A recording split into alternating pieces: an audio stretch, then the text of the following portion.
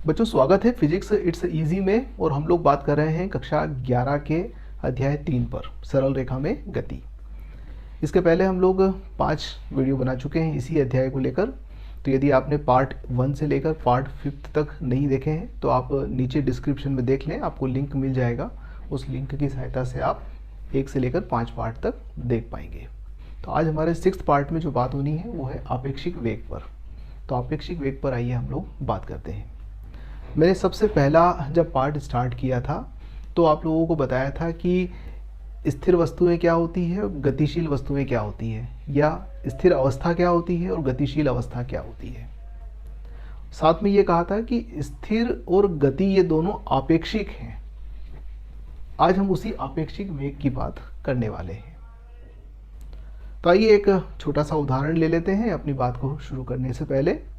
कल्पना कीजिए कि प्लेटफॉर्म के ऊपर 2 ट्रेन खड़ी हुई हैं। एक ट्रेन में आप बैठे हुए हैं, दूसरी ट्रेन आपके सामने खड़ी हुई है। आपको खिड़की में से वो ट्रेन नजर आती है। कभी कभी ऐसा होता है कि जब दूसरी वाली ट्रेन चलने लगती है तो हमें ऐसा आभास होता है कि हमारी ट्रेन चलने लग गई। फिर हम जब प्लेटफॉर्म की ओर देखते हैं तो हमें लगता है कि नहीं भाई, चूंकि प्लेटफॉर्म के सापेक्ष हम स्थिर हैं, अभी प्लेटफॉर्म वही है, हम भी वही हैं, इसका मतलब हमारी ट्रेन नहीं चल रही है। हमारे सामने जो विपरीत दिशा में खड़ी हुई थी ट्रेन वो स्टार्ट हो गई है, ऐसा आभास होता है। तो ये एक आपेक्षिक वेग है कि हमारे सापेक्ष प्लेटफॉर्म और प्लेटफॉर्म के सापेक्ष हम, हमारे सापेक्ष दूसरी ट्रेन और दूसरी ट्रेन के सापेक्ष हम। ये सारी चीजें जो है वो आपेक्षिक गति के उदाहरण है।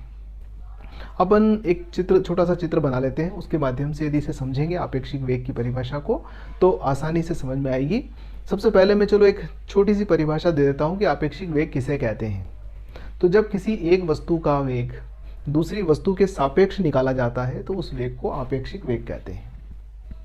या फिर यूं कहें कि जब एक वस्तु का वेग दूसरी वस्तु जो कि स्थिर है या गतिशील है के सापेक्ष व्यक्त किया जाता है तो उसे हम आपेक्षिक वेग कहते हैं। देखिएगा कि एक छोटा सा चित्र बनाते हैं, इसके बाद आप लोगों को हम आगे बात करते हैं। माना कि एक वस्तु यहाँ है, इसको हम ए से प्रकट कर दें। एक वस्तु यहाँ है, इसको हम बी से प्रकट कर दें।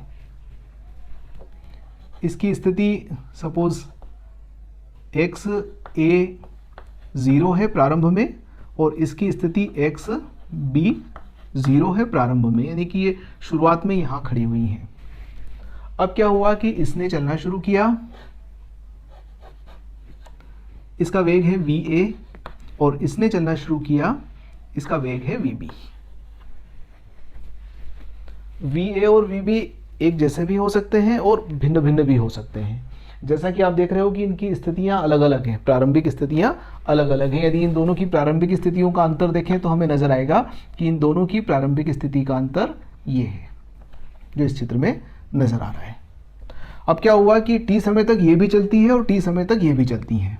तो t समय में ये यहां होती है B, नई पोजीशन, इसकी नई पोजीशन हम व्यक्त कर देते हैं x B t के द्वारा, यानी कि t समय पर B की नई पोजीशन, और इसकी नई पोजीशन हम ये व्यक्त कर देते हैं A, और इसकी नई पोजीशन है x A t। यहां से यहां तक आ गई और ये यहां से यहां तक आ गई। इसका वेग VA है और इसका वेग V2 है। मे बी ये अभी कंटिन्यू आगे की ओर बढ़ती रहे। हमने t समय पर इनकी स्थितियां निकाल ली। तब आप देखिएगा कि t समय पर इन दोनों के बीच की जो दूरी है वो क्या है, अब ये वाली दूरी है। हमने पहले व्यक्त किया था कि इन दोनों के बीच की दूरी ये है और अभी व्यक्त कर रहे हैं कि इन दोनों के बीच की दूरी ये है। इसको हम कैसा लिख सकते हैं, इसको लिख सकते हैं x B 0 minus x A 0, यानी कि 0 समय पर इन दोनों के मध्य का विस्थापन इतना था। t समय पर अगर हम इसकी बात कर रहे हैं तो क्या लिखेंगे, x B t minus x A t। ये इन दोनों के बीच का विस्थापन हुआ कितने समय पर, t समय के ऊपर हुआ। ठीक, हम गति का समीकरण जानते हैं और गति का समीकरण कहता है कि x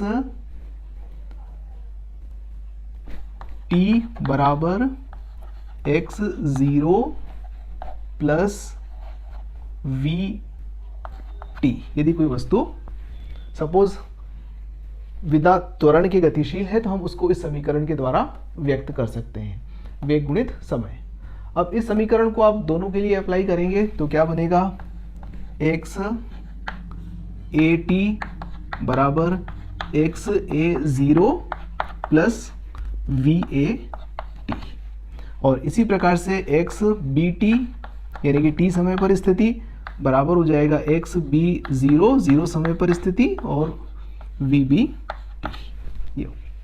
तो ये दो समीकरण हमने लिखी। अब एक काम करते हैं, इसको एक नंबर दे दें, इसको नंबर 2 दे दें। समीकरण 2 में से एक को माइनस करते हैं तो X B T minus X A T बराबर क्या हो जाएगा, ये हो जाएगा X B zero minus X A zero plus V B minus V A into T. ये हो गया टी समय पर विस्थापन। इसको अगर अपन एस टी से व्यक्त कर दें कि भाई टी समय के बाद में इनके मध्य का विस्थापन इतना था, ये एस टी, और ये प्रारंभिक विस्थापन, इन दोनों के बीच का प्रारंभिक विस्थापन एस ज़ीरो से व्यक्त कर दे तो ये था हमारा एस ज़ीरो। और ये किसको व्यक्त करेगा, ये b के वेग को व्यक्त करेगा a के सापेक्ष, यानी कि इसको हम लिख सकते हैं VBA। VBA का मतलब b की चाल a के सापेक्ष, a के सापेक्ष यदि b की चाल को आंका जाए तो वो ये होगी, ठीक। यानी कि हमारी नई समीकरण बन गई ST बराबर S0 प्लस VBAT। यहाँ पर VBA बराबर है VB माइनस VA, यानी कि A के सापेक्ष B का वेग। हम इसको ऐसे समझ सकते हैं कि ये दो कार हैं और A में हम बैठे हुए हैं, हम B को देख रहे हैं, ठीक। B हमारे आगे चल रही है, हमारी कार और B दोनों एक ही दिशा में गति कर रही हैं। फिर हमारी कार उसको चेस करती हुई यहाँ तक आ गई और उस समय में B यहाँ से यहाँ तक आ गई। अब आपको क्या लगेगा कि आपकी और कार B के बीच की दूरी लगातार कम हो रही है, देखो, है ना। तो आपको ये लगेगा कि B कार जो है वो इस वेग से आगे जा रही है। B कार का आगे जाने का वेग क्या है, ये, तो A के सापेक्ष ये B का वेग हुआ, ठीक। इसका उल्टा भी कर सकते हैं कि हम B में बैठे हुए हैं और हम A को वॉच कर रहे हैं, A पीछे से आ रही है, तो उस स्थिति के अंदर हम इसको कैसे व्यक्त करेंगे, VAB से व्यक्त करेंगे, यानी कि ये हो जाएगा VA माइनस VB, B के सापेक्ष A का वेग। तो ये जो है ये क्या कहलाता है, आपेक्षिक वेग कहलाता है। इसको हम आपेक्षिक वेग के नाम से जानते हैं। एक उदाहरण लेते हैं कि जैसे कल्पना कीजिए कि आप बस में जा रहे हैं और एक बस पीछे से आपको ओवरटेक करती है, आप भी जा रहे हैं और पीछे से एक बस आके आपकी बस को ओवरटेक करके आगे निकलती है। जब आप खिड़की से देखते हैं तो आपको दूसरी वाली बस बहुत धीरे धीरे चलती हुई दिखाई देगी, आगे तो निकल रही है पर वो बहुत धीरे धीरे आगे की ओर, यानी कि उसकी गति जो है वो हमें काफ़ी कम नजर आएगी। और यहीं अगर एक बस, आपकी बस इधर जा रही है, एक बस सामने से आ रही है, क्रॉस कर रही है, तो क्रॉस में हमें बहुत तेजी से आगे बढ़ती हुई दिखाई देगी। यानी कि विपरीत दिशा है तो वेग ज़्यादा दिखाई देगा और यदि समान दिशा है तो वेग कम दिखाई देगा। तो विपरीत दिशा होने में चूंकि हम वेग की बात कर रहे हैं तो चिन्ह पलट जाएगा। तो यदि हम विपरीत दिशा में बात करेंगे तो VB माइनस माइनस VA, यानी कि VB प्लस VA हो जाएगा अपेक्षिक वेग। और समान दिशाएं हैं, जैसा कि यहाँ है समान दिशाएं, तो VB माइनस और VA रह जाएगा, तो VB माइनस VA यानी कि वेग कम हो जाएगा। तो ये थी गणितीय व्याख्या हमारे आपेक्षिक वेग की। अब आइए अपन लोग ग्राफ की सहायता से इसे थोड़ा सा और अच्छे से समझ लेते हैं। तो आइए ग्राफ बनाते हैं और ग्राफ में पोजीशन और समय का ग्राफ बनाएंगे। तो ये हमारी पोजीशन को व्यक्त कर रहा है और ये समय अक्ष को व्यक्त करता है। पोजीशन को x से व्यक्त किया और समय को t से व्यक्त करते हैं। ये दोनों की वैल्यू 0 है। अब देखिएगा कि ये a0 को हम यहाँ व्यक्त करते हैं और x B0 को हम यहाँ प्रकट करते हैं, यानी कि अगर सपोज देखें तो ये 0 है, थोड़ी देर के लिए माने कि 0 से ये x a दूरी पर है और ये x b दूरी पर है, तो कार a यहाँ खड़ी हुई है, कार b यहाँ खड़ी हुई है। अब आप देखें कि t समय के बाद में दोनों की बीच की दूरी कम हुई है, इसका मतलब a तेज चल रही है और b धीरे चल रही है ना। यहाँ ध्यान दीजिएगा, a तेज चल रही है तो इसका स्लोप ज़्यादा आएगा, इसकी प्रवणता ज़्यादा आएगी, यानी कि इसका ढाल ज़्यादा आएगा ग्राफ का, और इसका ढाल तुलनात्मक रूप से कम आएगा। तो मैं इसका ढाल बढ़ाते हुए, अधिक बताते हुए इस प्रकार से व्यक्त कर देता हूँ, और इसका ढाल जो है वो कम है तो इस प्रकार से व्यक्त करते हैं इसे। तो आप देखिएगा कि जैसे जैसे समय बढ़ेगा वैसे वैसे इनके बीच की दूरी क्या होती जा रही है, कम होती जा रही है ना। अब निश्चित रूप से इसे आगे बढ़ाएंगे हम, तो आगे बढ़ते बढ़ते एक स्थिति ऐसी आएगी कि जब ए बी को क्रॉस करके आगे की ओर बढ़ जाएगा,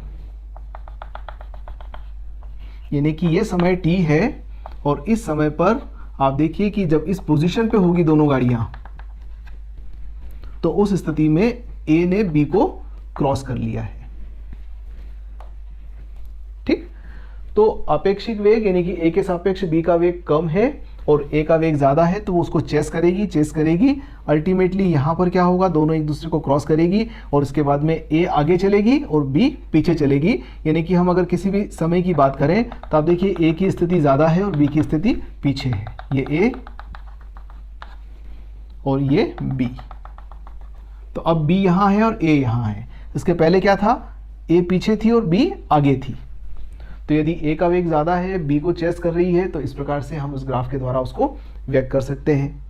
अब यदि कभी ऐसा हुआ कि दोनों गाड़ियां एक समान चाल से चल रही हैं तो क्या होगा, तो आइए उसे भी देख लेते हैं ग्राफ में।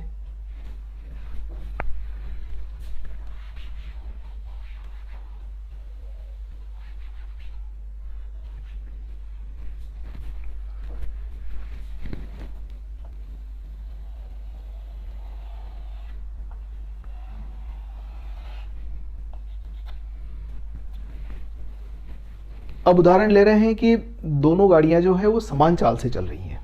अब समान चाल से यदि वो चल रही हैं तो दोनों की प्रवणताएं एक जैसी होगी, यानी कि सपोज A इस चाल से चल रही है तो इसकी प्रवणता ये हो गई, और उसी प्रकार से B जो है वो भी उसी चाल से अगर चल रही है तो उसकी प्रवणता भी समान होगी, यानी कि दोनों कोण बराबर होंगे, ये A के लिए और ये ग्राफ है हमारा B के लिए।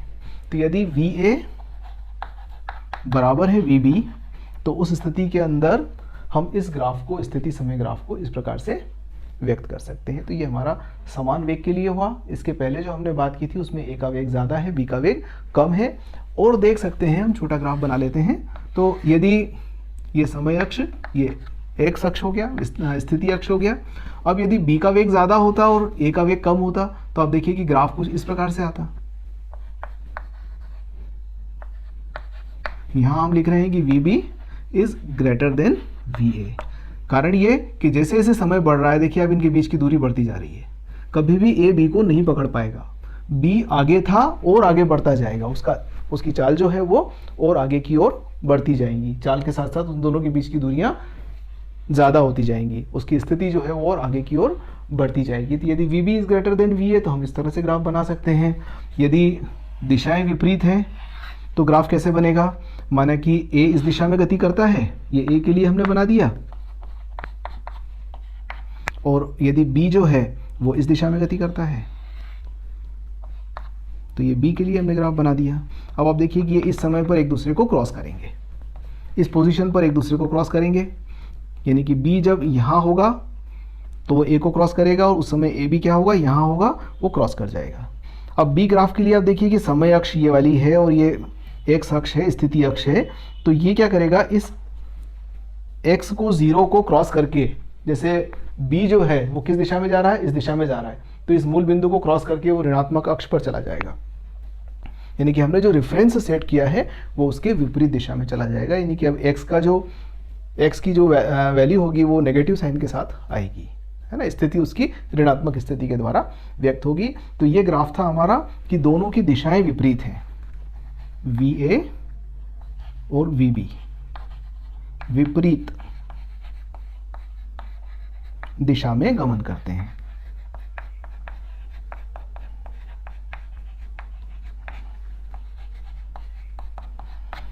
विपरीत दिशा में गमन करे तो ग्राफ इस प्रकार से आएगा। यदि वी बी ग्रेटर है वी ए से तो ये ग्राफ आएगा, दोनों बराबर हैं तो ये ग्राफ आएगा, और उसके पहले वाला जो ग्राफ था उसमें V A is greater than V B था। ठीक, तो ये हमारा आपेक्षिक वेग के बारे में लगभग पूरी बात हो गई है।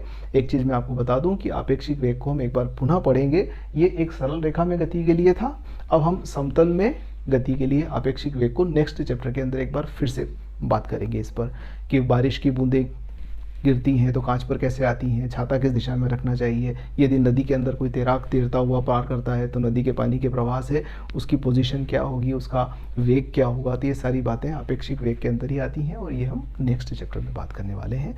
धन्यवाद।